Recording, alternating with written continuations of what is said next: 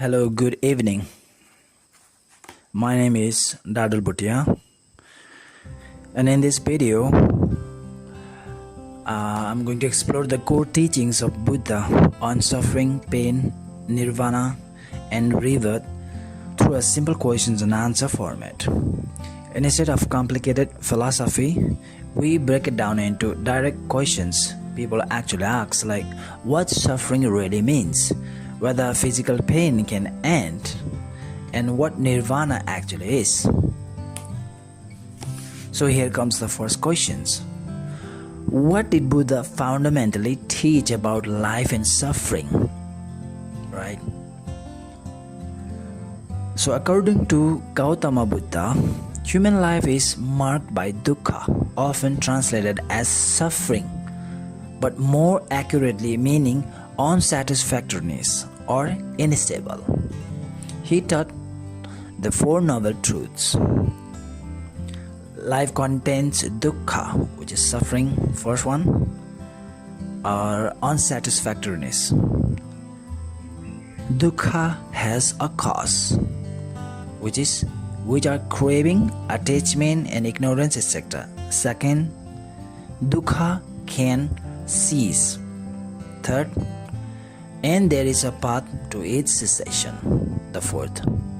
So the foundations of his teaching is not a worldview about punishment or pessimism, but a diagnosis of human experience and a proposed cure. Question number two. When Buddha says suffering, does he mean only mental suffering? Now this is where interpretation becomes important.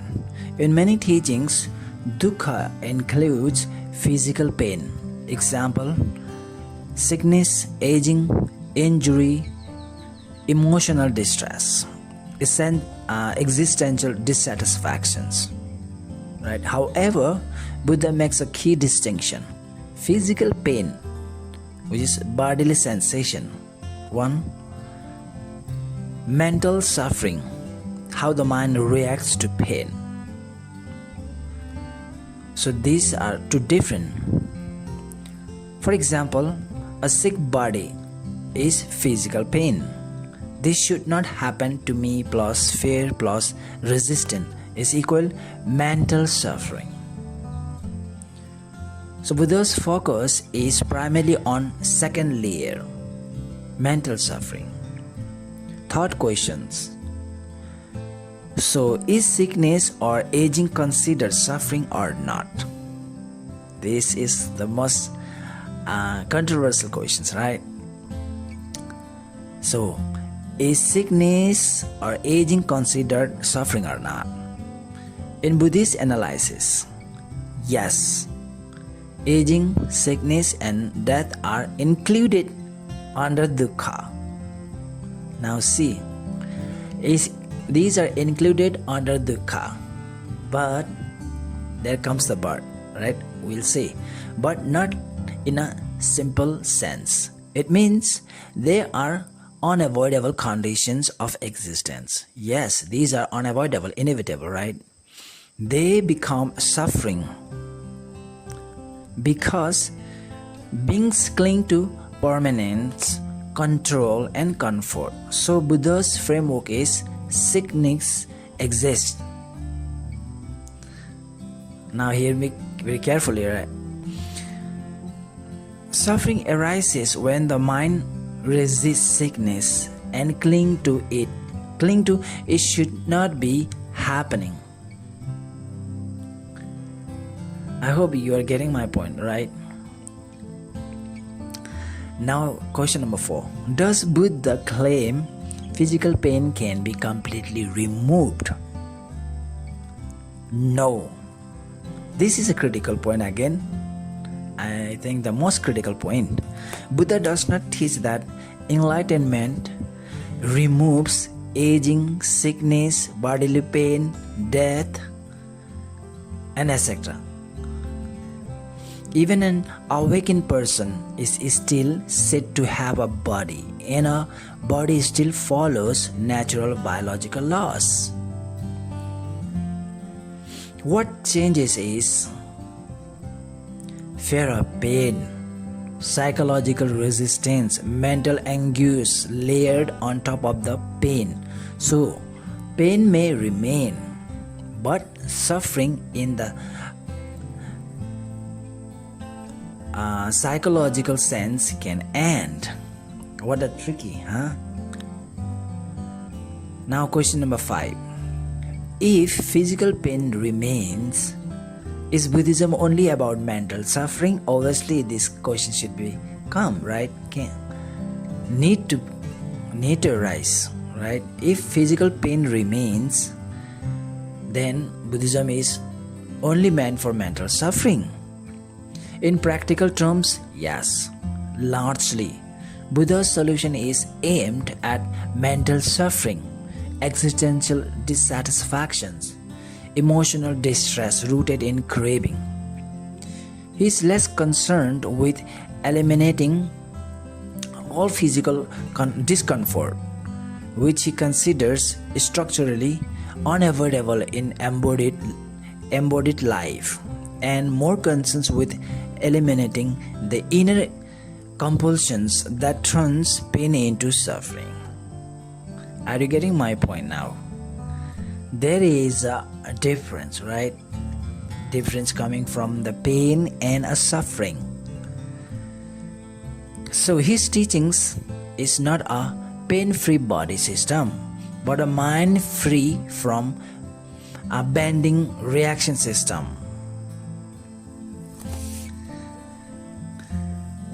Question number 6. Is that enough? What about extreme physical suffering? Now this is a strong criticism, and you raise it directly, right? Anyone can raise these questions. If someone experiences severe illness, a chronic pain, injury, it may feel that physical pain is more intense than mental suffering, right?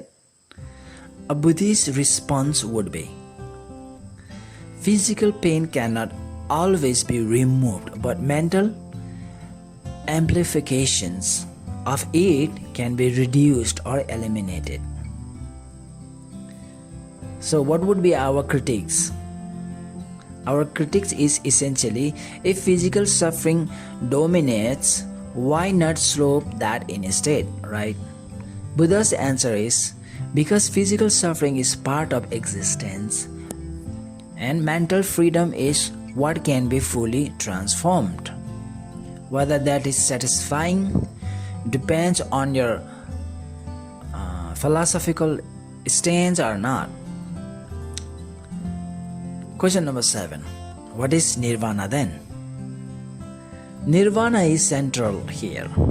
In Buddhist teachings, Nirvana is the cessation of craving, attachment and ignorance. It is not a physical place. It is not an emotional numbness. It is not unconsciousness. It is a state of liberation while alive. Not after death, well alive. Hear me very clearly, okay? So, pain may arise, emotions may arise, but the compulsive mental reaction that produces suffering does not arise in the same way.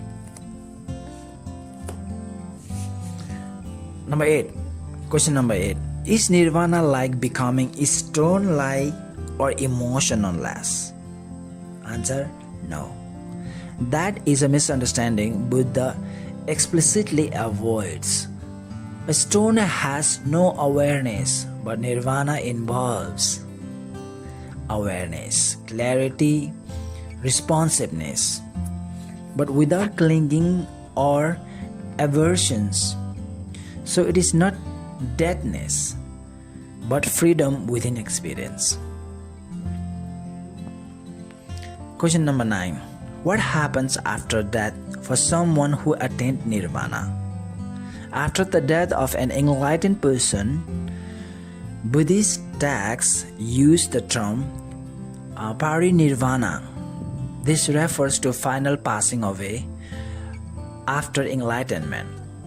But Buddha does not clearly define this state in normal categories like existence, non-existence. He often avoids framing it that way because those categories are considered insufficient to describe it. How so? So, Buddhism does not give us simple metaphysical pictures like they go somewhere or they vanish in a normal sense. Question number 10. Is nirvana only possible while alive? Answer: yes. In Buddhist framework, nirvana is realized during life.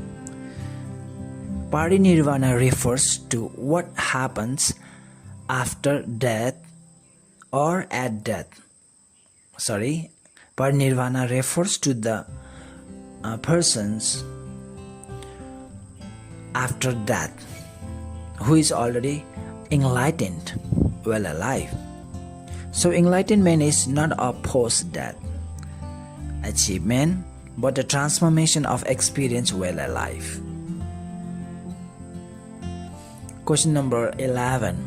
Does Buddha reject life itself as bad or meaningless? Answer: not exactly. Buddha does not say life is evil, existence should be hated. Instead, he says life is impermanent, life is unstable, life contains unavoidable suffering conditions. So, it is not moral rejection, but diagnostic realism.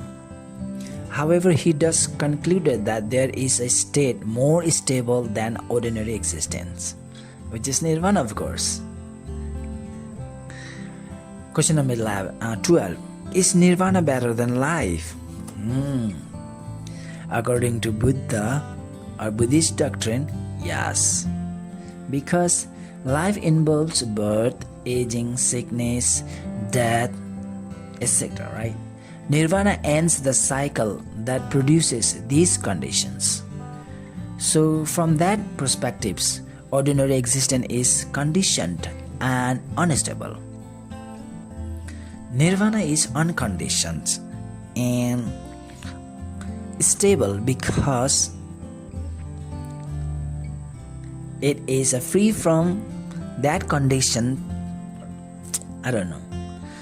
But this is a valid judgment internal to Buddhism, not an empirical provable fact. Right? 13. Question number 13. How does rebirth fit into all this? Buddhism teaches a cycle of rebirth driven by craving and ignorance. So, craving cause actions and action cause continuations of cycle of rebirth, and again craving and ending further continuations of cycle, etc. Right? Thus nirvana is linked to stopping future rebirth.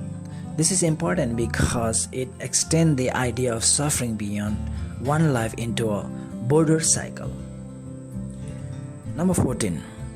Is ending rebirth the solutions to physical pain? This is what we need, right? The answer: yes. The ending of rebirth is the only solutions for the ending of physical pain. In Buddhist logic, no rebirth and no future body, and no future aging, sickness, physical pain, etc.